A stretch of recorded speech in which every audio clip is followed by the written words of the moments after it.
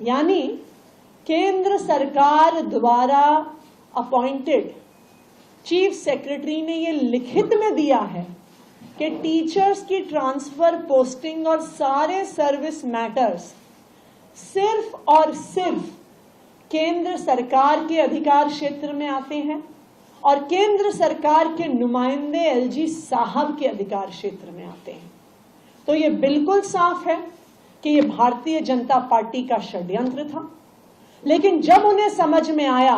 कि षड्यंत्र के खिलाफ आम आदमी पार्टी लड़ती रहेगी, तो वो अपने घड़ियालू आंसू बहाने के लिए एलजी साहब के पास गए और उसके बाद बाहर आके झूठ बोल रहे हैं, जबकि सारे कागजात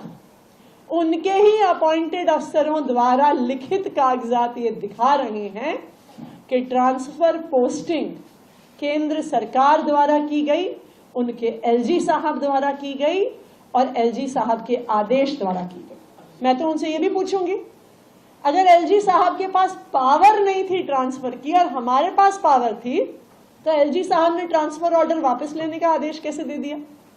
उसकी पावर उनके पास कहां से आ गई? देखिए, जो सच्चाई होती है ना, उसमें बहुत ताकत होती है। सच्चाई आखिरकार पूरे देश के सामने, पूरी दुनिया के सामने आ ही जाती है। और भारतीय जनता पार्टी का ये षड्यंत्र,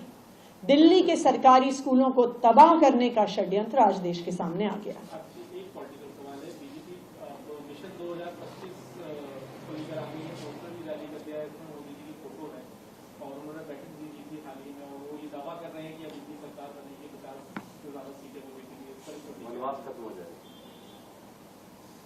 भारतीय जनता पार्टी ने एक मिशन किया था 2015, उस मिशन का सक्सेस रेट था 3 आउट ऑफ 70। फिर भारतीय जनता पार्टी ने कहा था, उनका एक बना मिशन 2020, और उन्होंने कहा था अब की बार 45